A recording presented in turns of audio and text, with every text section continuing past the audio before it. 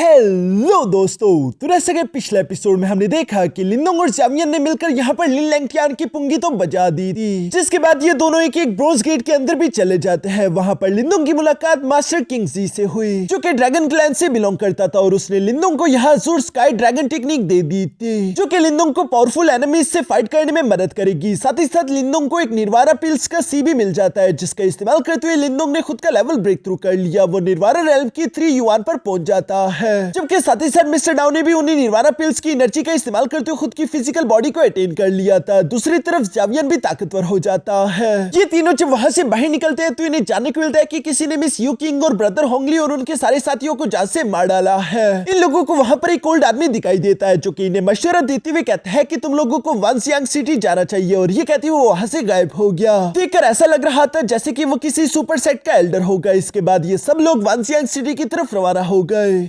अब आगे तो नेक्स्ट एपिसोड की शुरुआत यहाँ पर लिन लैंगटियान से होती है, जिसकी हालत काफी जरा खराब दिखाई दे रही थी, और वो धीरे धीरे बढ़ते हुए कह रहा था कि वो कमीना लो फैमिली का कचरा, जब भी मैं उसके साथ फाइट करता हूँ हर बार मैं हार जाता हूँ, लेकिन ये सब कुछ मैं कबूल नहीं कर सकता। मुझसे ये बार बार की बेइज्जती बर्दाश्त नहीं हो रही। मगर यहाँ पर हम देखते हैं कि लिन लैंगटियान की छाती से लगातार खून भी बहता जा रहा है, और इसी कमजोरी की वजह से वो नीचे की तरफ गिरकर बेहोश होने लगा था। तभी अचानक उसकी बॉडी से डिमोनिक एनर्जी बाहर की तरफ आ गई, जो कि लिन लैंगटियान की ऐसी हालत देखकर उस पर हंसते हुए कह रही थी कि लिन फैमिली जीनियस इस तरह से मरने वाला है। आखिर इस सब के बारे में किसने सोचा होगा। ये सब कहते हुए वो यहाँ पर लिन लैंगटियान को खड़ा करते हुए कहता है कि अगर तुम ये सब कुछ कबूल नहीं करने वाले तो क्या तुम उस लिनडोंग से बदला लोगे। जो सुनकर दूसरी तरफ यहाँ लिन लैंगटियान उस डीमन की तरफ देखते हुए सवाल करके पूछता है कि आखिर तुम कौन हो, जिस पर वो डीमन जवाब देते हुए कहता है कि ये जानने की तुम्हें जरूरत नहीं, अगर तुम्हें मेरे साथ हाथ मिलाना है तो ये तुम्हारे पास आखिरी मौका होगा। मैं तुम्हारी जिंदगी को बढ़ा दूंगा, साथ ही तुम्हें इतना ताकतवर कर दूंगा कि तुम उस लड़के से अपना बदला ले सको। ये सब कहते हुए वो डिमोनिक एनर्जी वापस से लिन लैंगटियान की बॉडी के अंदर इंटर होने लगती है, जहां पर हम देखते हैं कि लिन लैंगटियान की आंखें भी कन्वर्ट हो गई थी। ऐसा लग रहा था जैसे कि उस डीमन ने लिन लैंगटियान की बॉडी पर काबू कर लिया। इसके बाद सीन शिफ्ट कर दूसरी तरफ लिनडोंग और उसके भाइयों पर आ जाता है, जो कि वांसियांग सिटी के बाहर तक पहुंच गए थे, जो कि एंशिएंट बैटलफील्ड के बिल्कुल सेंटर में मौजूद है। लिनडोंग भी उस सिटी की तरफ देखते हुए कह रहा था कि पूरे 1 साल इंतजार करने के बाद आखिरकार 100 एम्पायर वॉर जहां पर शुरू होगी, हम वहां तक आ चुके हैं। वो भी ये कह ही रहा था कि तभी अचानक इन तीनों को पीछे से एक धमाके की आवाज सुनाई देती है, जिसकी तरफ ये लोग पलटकर देखने लगे, जहां पर हम देखते हैं कि एक मासूम सी लड़की के पीछे फेंग युआन डायनेस्टी के कुछ वॉरियर्स पड़े हुए थे, और वो उससे कह रहे थे कि चलो भी वो इनहेरिटेंस ट्रेजर हमारे हवाले कर दो। वो इनहेरिटेंस ट्रेजर बस सिर्फ हमें ही बिलोंग करना चाहिए। और ये कहती उन लोगों का लीडर यहाँ पर उस लड़की को पकड़ने की कोशिश कर रहा था, जबकि दूसरी तरफ वो लड़की भी कैसे तैसे खुद की जान बचाने की कोशिश कर रही थी। मगर हम देखते हैं कि वो लीडर बहुत बड़ा कमीना था। वो इस लड़की से कहता है कि हार मान लो, वरना मैं तुम्हारा ऐसा हश्र करूंगा कि तुम जिंदा रहते रहते मौत की भीख मांगोगी। लिनडोंग और उसके भाई भी छुपके ये सब कुछ देख रहे थे। दूसरी तरफ हम देखते हैं कि वो लड़की वो ट्रेजर नहीं देना चाहती थी, इसलिए वो उस लीडर पर अटैक करने की कोशिश करती है, जिस ब्लास्ट के इफेक्ट के कारण हम देखते हैं कि वो लड़की पीछे की तरफ जाकर गिरने लगी, और यहाँ पर लिनडोंग को उस लड़की के अंदर मिस किंग 10 की झलक दिखाई देती है, जिसकी लिनडोंग काफी जरा परवाह करता था। यहाँ पर हम देखते हैं कि उन गुंडों का लीडर गुस्सा होते हुए यहाँ पर फौरन से उस लड़की को गर्दन से पकड़ लेता है, जिसके पास उस आदमी का दूसरा वॉरियर भी आ गया था, और वो यहाँ पर उस लड़की से कहने लगा कि चलो भी लड़की, इस तरह से जिद मत करो, वो इनहेरिटेंस ट्रेजर मेरे फर्स्ट ब्रदर को दे दो, एक बार हम वो इनहेरिटेंस ट्रेजर तुमसे ले ले, उसके बाद हम तुम्हें यहाँ से जाने देंगे। ये सब कहते हुए उस लड़की के साथ जोर जबरदस्ती कर रहे थे। लिनडोंग को भी ये सब देखकर गुस्सा आ रहा था, और वो उस लड़की की मदद करने के लिए अभी आगे जाने वाला था,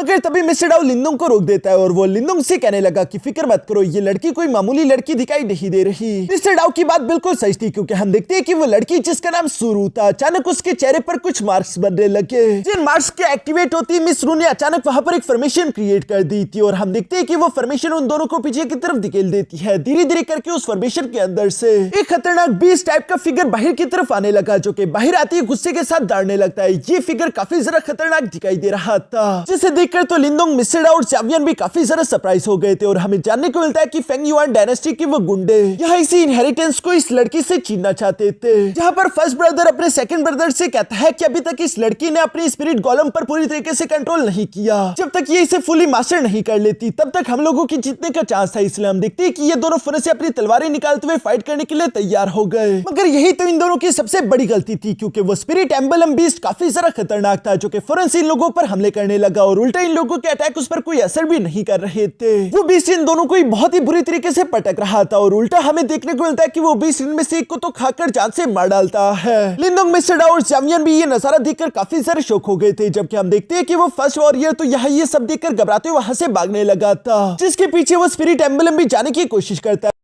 मगर हम देखते हैं कि मिस रू ने फुरन से उस स्पिरिट एम्बलम को कंट्रोल करना शुरू कर दिया ताकि वो उसको उस दूसरे बंदे के पीछे जाने से रोक सके। मगर ये स्पिरिट एम्बलम तो कोई ज्यादा ही ताकतवर था, जिसे मिस रू कंट्रोल नहीं कर पाती और स्पिरिट एम्बलम खुद को आजाद करवाते हुए सीधा फुरन उस दूसरे आदमी के पीछे भी रवाना हो गया, जहां वो उस पर झपट्टा मारते हुए फुरन उसे भी जान से मार डालता है और उसकी स्पिरिट को निगल लेता है। जो खौफनाक नजारा बनाने के बाद वो स्पिरिट एम्बलम तो गुस्से के साथ जोर जोर से धड़ने लगा। अभी भी उसे और ज्यादा भूख लगी थी, वो किसी और को जान से मारना चाहता था, इसलिए वो चारों तरफ देखने लगा और उसकी नजर मिस रू पर पड़ जाती है। अब वो मिस रू का शिकार करने के लिए तेजी के साथ उसी की तरफ भागने लगा। ये देखकर तो लिनोंग भी परेशान हो गया था, क्योंकि वो खुद भी अकेले स्पिरिट एम्बलम का मुकाबला नहीं कर पाएगा, इसलिए वो फुरन से मिस रू के पास आते हुए अपनी पावर्स मिस रू के साथ शेयर करने लगता है ताकि मिस रू में थोड़ी एनर्जी आए और वो स्पिरिट एम्बलम को कंट्रोल करने के लिए कुछ कर सके। यहाँ पर हम देखते हैं कि लिनोंग का प्लान काम कर गया। जैसे मिस रू थोड़ी बहुत ताकतवर हुई, वो फुरन से अपनी एनर्जी का इस्तेमाल करते हुए स्पिरिट एम्बलम को दोबारा से अपने अंदर ट्रैप कर लेती है। जो सब करके मिस रू बुरी तरीके से एग्जॉस्ट हो चुकी थी और वो बेहोश होने के लिए नीचे की तरफ गिरने लगती है, जहां लिनोंग ने उसे अपनी बाहों में पकड़ लिया था।